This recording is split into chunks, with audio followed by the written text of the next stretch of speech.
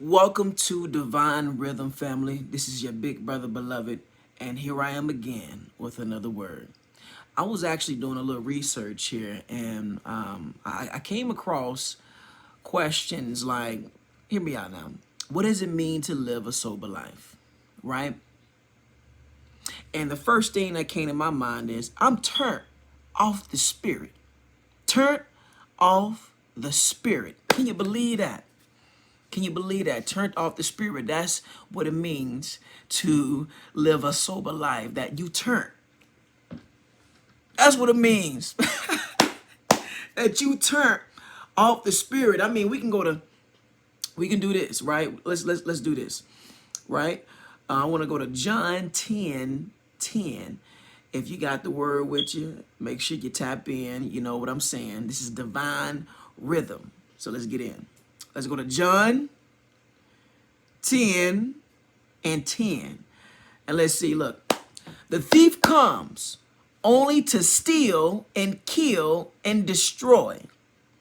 I have come that they may have life and have it to the full. Full of the Spirit, more abundantly. I think Christ came for us to live that sober life. So when we ask ourselves questions like, let me go back to it, family. Look, questions like, what does it mean to live a sober life? It just means that, I'm living the best life that I can possibly live. That's what that means. That means I'm living the best life that I have an opportunity to live. That's what that means, right? And anytime that we're out of line with living the best life that we can and the best life that we can possibly live, right, to the best of our ability, right, then what happens here is we get into these self-sabotaging activities that will leave us feeling like somebody stole something from us. Will leave us feeling like, something in me died, or something, something has been taken away from me. Something in me died, or I feel destroyed. I feel disconnected. I feel like I'm not fulfilled. I'm not fulfilled. I'm not fulfilled. Let me say that again. I'm not fulfilled. But Christ came so that you can have life to the full, abundantly. So I just think, living a sober life means you're living life to the full, to the fullness. I got clarity in my mind. I got peace in my heart. I can make wise decisions. I'm clear with what's going on in my surroundings. I'm not too thrown off on the decisions in my life. See, anytime that we are living a life that would not be considered sober. Let's look up what sober really means. I'm gonna just take a look at what sober really means. Let me just hop on Google real quick, family, and you can look this up too, right? Sober means not affected by alcohol, not drunk, sensible, right? Sensible, serious. So, in other words, when you are not living a sober life, you're just not living a serious life. You're just not serious about your life. You're not serious about your peace. You're not serious about your spiritual health. You're not serious about your mental health. You're not serious about your physical health. You're not serious about your emotional health. You're not serious about your financial health. You just out here. What does it mean to live a sober life? It means to live a serious life. That's not to say that you don't have fun, because you can be turned off the spirit and have a lot of fun. But what I mean by that is, a lot of times when we are not living a sober life, we engage in those activities and we serve the spirits, or in other words, alcohol, the things that don't allow us to live that serious, sober, sensible life, right? And we can see this in Galatians 5:19 through 21. Take this in consideration, family. I love you. Let's just hear me out. Stay with me for a second. Look, it speaks of the works of the flesh, saying they are evident, right? Right? It's so easy. Think about the times here. If you've ever been engaged in activities that will be considered, how can I say this? If turned off spirits, not the spirit, but spirits. Let me say that. You turned off spirits. Let's say that. And when you turned off spirits, you tell me if this is not accurate, because for me, it was definitely on point. Take this in consideration. It's evident sexual immorality, impurity, idolatry, strife, jealousy, fits of anger, rivalries, right?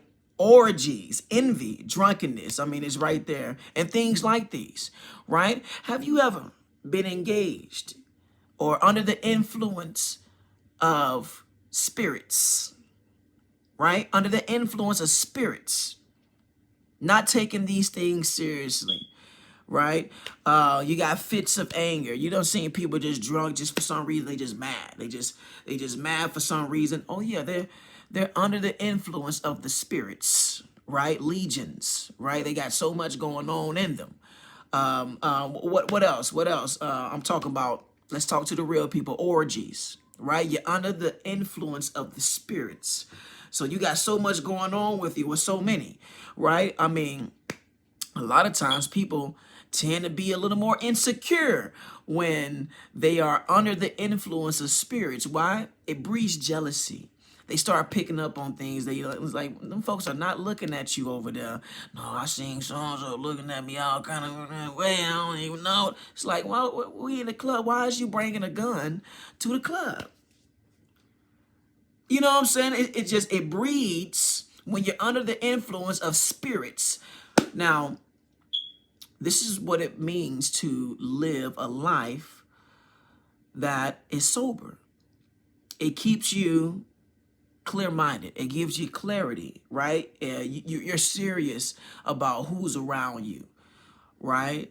Scripture says, do not be deceived, for bad company corrupts good character. So you serious about your relationships because, you know, out of the heart flows the issues of life. So you know that I can't allow you to affect me in that type of way. I'm serious. I'm sensible about that, sober about that. I can't allow you to affect me spiritually. I'm serious about that.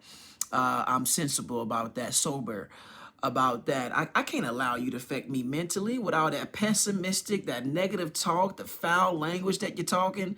I can't allow you to affect me like that. I'm a little sensible about that, serious. I'm sober on that. I can't allow you to affect me physically. Oh God, this the one. This the one, because we engage in activities, and I have been there, family. I have been there where I've been under the influence of spirits, right? And under the influence of spirits, I engage in certain type of activities that before you know it, I'm feeling some type of way physically. You know what I'm saying? I'm throwing up. My head's banging, throbbing. You know what I'm saying? I'm in areas I didn't know how I even walked through the door. You know what I'm saying? Physically, mentally, spiritually. It just, you know, all together, I feel like anytime anybody speaks, what does it mean to live a sober life? Well, it means that you're taking yourself serious. Every part of your life serious. Right? As we see in 1 Peter 5:8, right? Be sober and be vigilant. Be sober, be vigilant, right? And even in inside of that, it says, your enemy, the devil, prowls around like a roaring lion looking for someone to devour. So when you're not taking yourself seriously spiritually, when you're not taking yourself seriously mentally, you're not taking yourself seriously emotionally, physically, financially, here you go. The enemy, the adversary, comes out of the woodworks waiting for you to slip up, waiting for you to mess up so he can take advantage of you spiritually. He can take advantage of you mentally. He can take advantage of you emotionally. You know what I'm saying? So if you're not serious in that area, my people suffer from a lack of knowledge. And are we suffering because we just not doing our job on taking these things seriously? I think sober has a bad stigma on it because it's only attached to individuals that may be seen as those suffering from addiction and substance abuse, right? But you can be addicted to a lot of different things. You can be addicted to a lot of different things. It's the behavior, right? And when you're looking at those addictions, it's really taking a look at, is what I'm doing helping assist me in acting out certain negative behaviors or partaking in certain activities I would not do if I was in a serious state of mind. Let me change sober, because I did put sober state of mind, but let me put sensible state of mind. If I was aware, if I was more knowledgeable, if I had more clarity over my surroundings spiritually, if I had more clarity over my surroundings mentally, emotionally, physically, the people that I have around, things that I'm partaking in, if I was sober, serious, sensible. I keep saying this because I think that sober has just a bad stigma on it. And we need to figure out a way to put in you that, I think the life that Christ came to give was the life that says, hey, look, let's take this serious, y'all. I love you, right? And if I'm going to show you that I love you and that, hey, look, you can be getting so much more out of your life, but you're not taking yourself serious. You can be getting so much more out of your mind, but you're not taking yourself serious. You can be getting so much more out of your relationships, emotionally, your affections, the people that you have in your life, right? But you're not taking that serious. You're not taking yourself serious in the gym physically. You're not taking yourself serious. You're not sober. You playing games.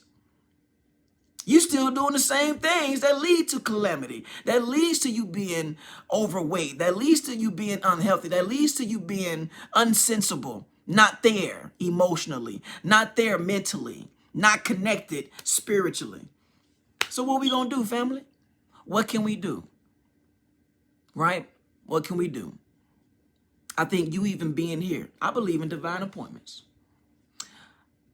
You being here, tapping in, and made it to the end of this video, right, leads me to believe that at least you're taking this step to be serious. At least you're saying, you know what? I think Big Brother Beloved is on to something. And I want to make sure that if I'm going to live a sober, serious, sensible life, then I got to start taking steps on what's coming through my windows. And when I say windows, I mean your eye gates. I mean your ear gates, your mouth gate, right? I don't even want to smell like what I've been around, right? So what can we do to set ourselves up for success? As we know, and we can agree on, bad company corrupts good character. So what can we do spiritually to make sure we're serious, right, and sensible? What can we do mentally to make sure that we're serious and sensible? What can we do physically to make sure that we're serious and sensible, emotionally, physically, financially? This is Divine Rhythm. I know things are coming up right now, coming to mind. It's coming up right now. It's coming up right now. I suggest you tap into the word.